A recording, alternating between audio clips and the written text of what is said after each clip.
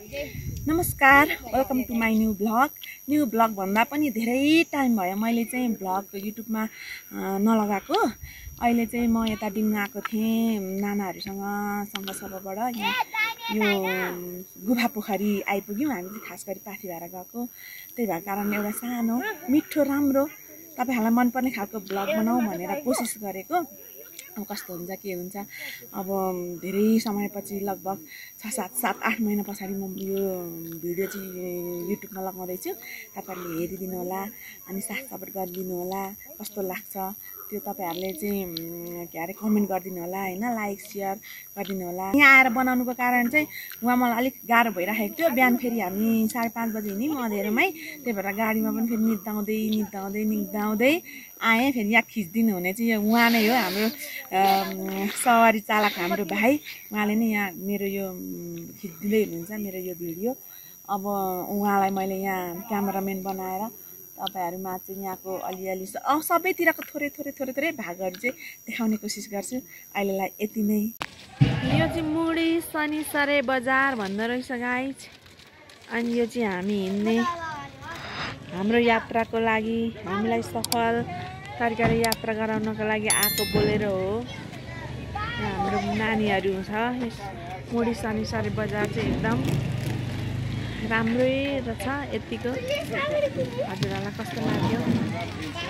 हाम्रो नाना कम्मरमा हात लाएर जाडो भएर यस्तो भएर बस्नुभएको छ।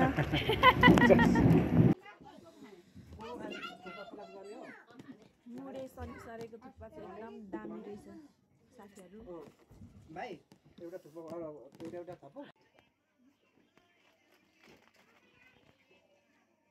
छोरी थुक्पाको स्वाद दामी छ।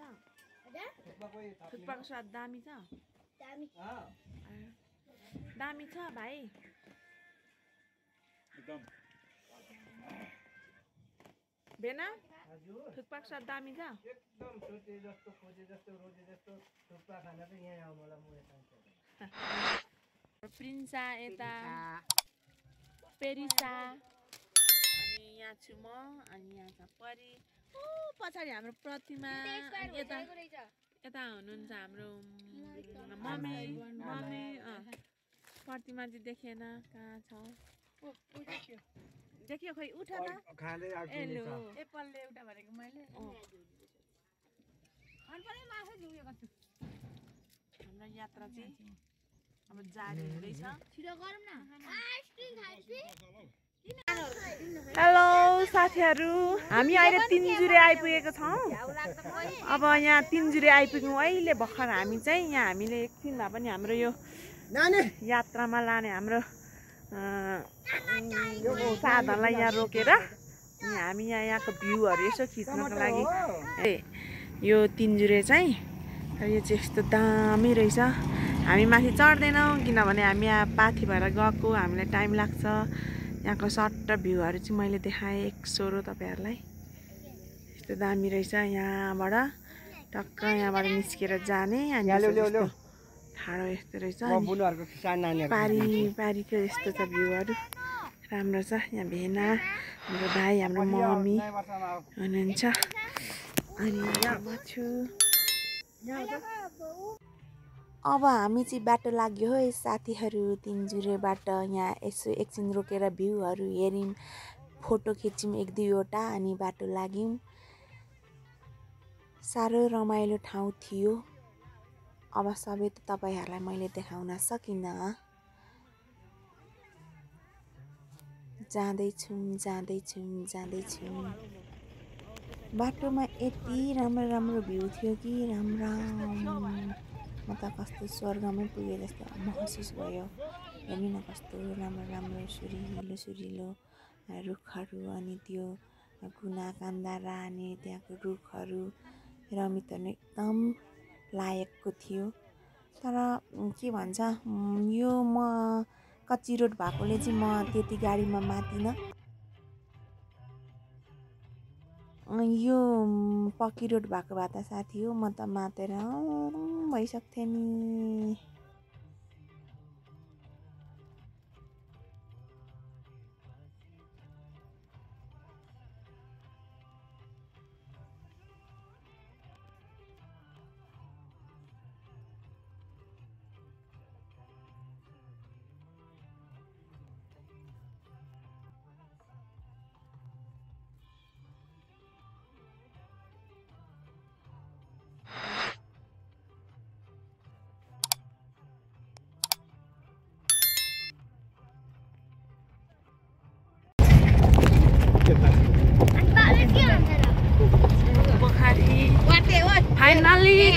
हामी गुफा पोखरी आइपुगेका छौँ। यहाँ हाम्रो गुफा पोखरी हो। अनि हामी यहाँ खाना खान्छौँ होइन?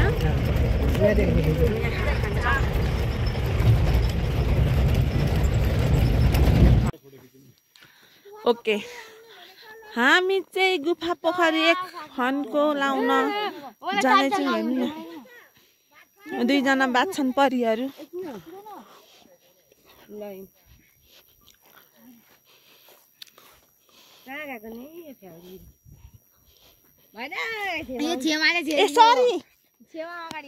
भिडियो हो ए ओके ल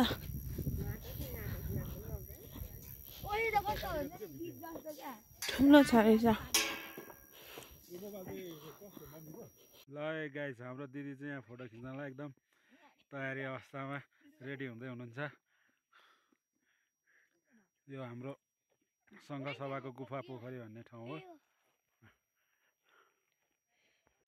अब चाहिँ हामी फर्किन लागेको।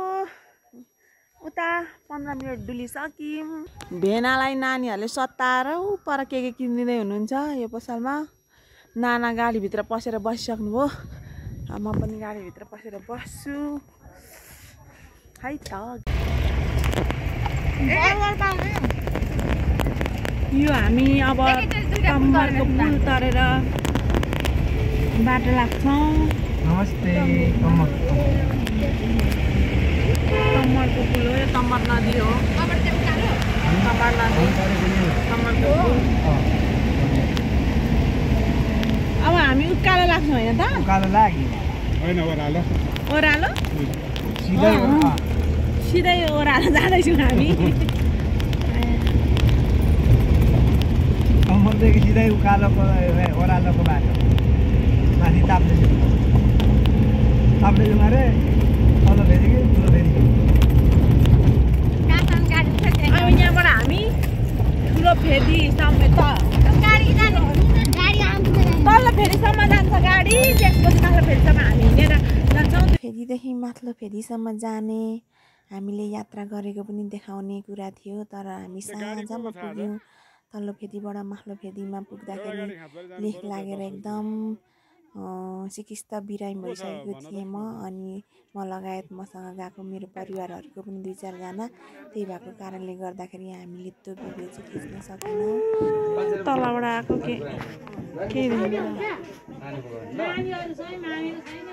अतिभारा मन्दिरको गेटमा आइपुग्दाखेरि चाहिँ म यति साह्रो भइसकेको थिएँ कि म बोल्ने अवस्था थिएन, बोल्न सक्ने अवस्था थिएन भनौँ न। म आएर त्यत्तिकै बसिरहेको थिएँ फलैजामा नबोलिकन। लेख लागेपछि त्यो एकदम जाडोको महसुस पनि हुँदो रहेछ। अनि निन्द्रा झपझप लाग्दो रहेछ। अनि म एकगोरो भएर बसिरहेको थिएँ। अनि हाम्रो ड्राइभर भाइले चाहिँ वरिपरिको भ्यूहरू भिडियोहरू खिचिदिइराख्नु भएको थियो त्यहाँको परिसरहरूको। अनि मलाई चाहिँ खुसी लागिरहेको थियो, मैले खिच्न नसके पनि भाइले खिचिदिइराखेको छ भनेर।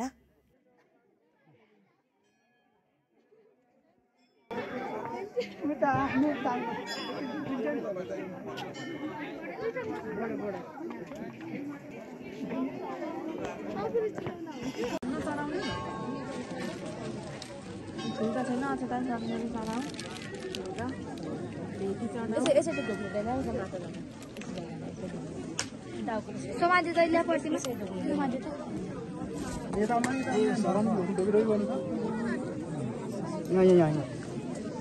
खै कहाँ जानुभयो? खोइ अचेर छरिदिउँ नि।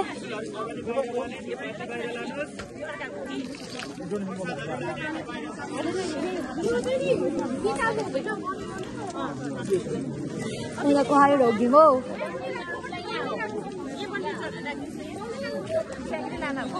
घरमा पूजा गर्दाखेरि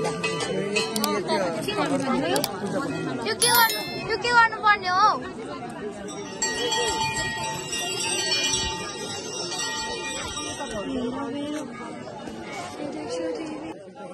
काजी अङ्कल यो समातिन्छ भिडियो बनाउँछ तपाईँ। म समात्छु हामी सक्यो नि मलाई लाइटर बाल्न यो सोला बाल्न आउँछ हात पोल्छ भने गर्दैछ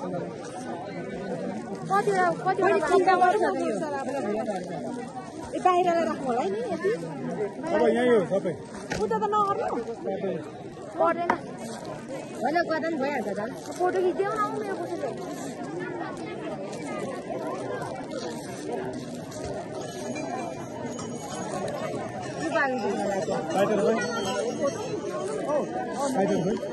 सलायो त्यत्रो सलाइरहेछ यो बत्ता भित्रै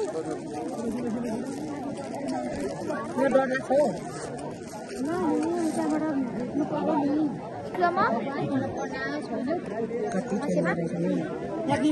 ए चाख्छ भत्काइदिन्छ कुन चाहिँ गयो यता चाहिँ ल्याउनै म लाइटर छ नि तपाईँ बुझ्नु सलाई यत्रो रहेछ यो पनि बाल्नु पर्ने त छैन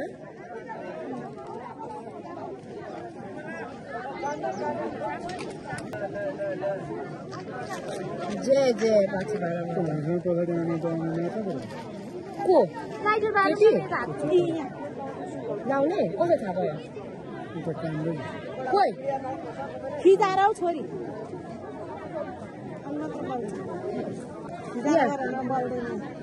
ओ यता यता काजल तातो भयो हुँदैन अर्काको कता हो सलाई चाहिँ कहाँ लगेको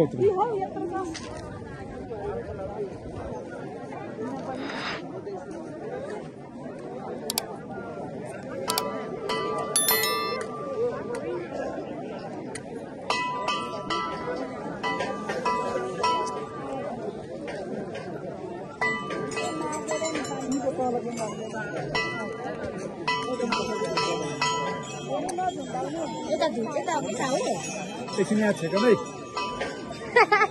भन्नु न त हौ अनि यता आउनु त त्यो हावा लाग्ने ठाउँमा चाहिँ एउटा चाहिँ सक्दैन है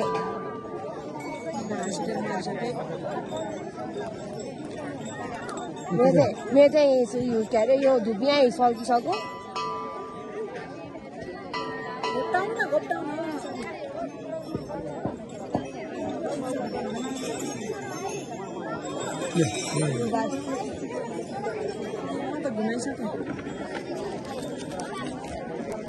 हाम्रो भिडियो भइरहेछ यता हो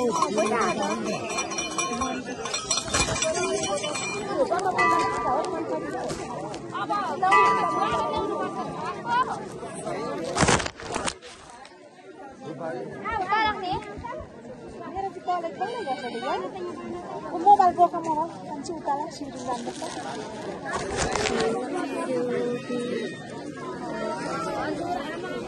अब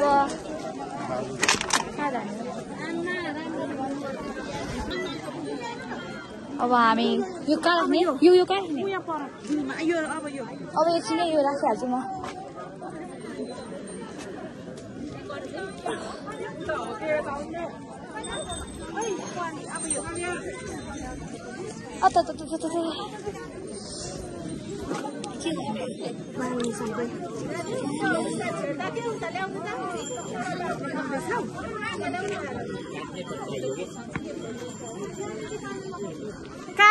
काजी भाइ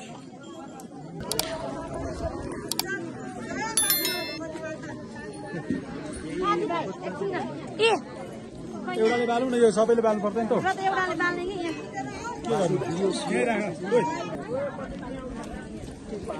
अहिले यो फेरि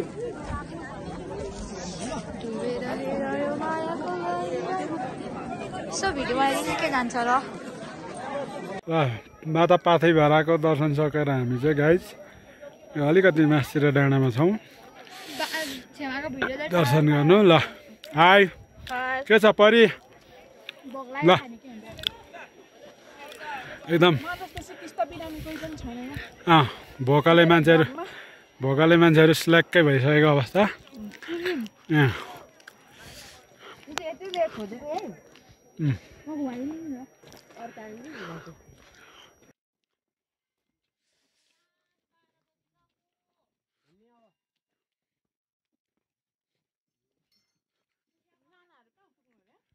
तल त्यो उ नभएको ठाउँमा छारी नभएको ठाउँमा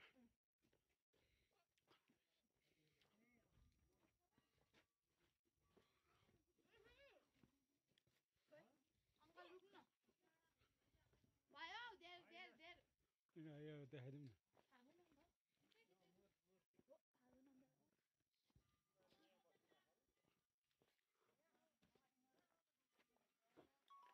देखिँदैन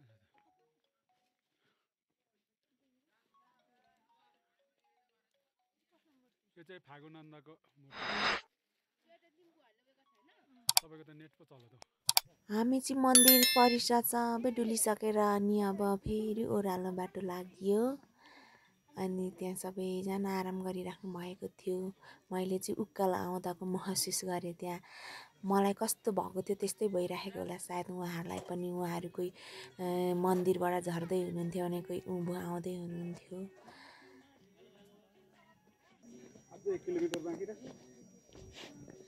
बिस्तारै हिँड्नुपर्छ अझ 1 किलोमिटर बाँकी चाहिँ रहेछ यहाँदेखि उता चाहिँ अब 1 किलो बाँकी छ अब 1 किलो हिँडिसक्यौँ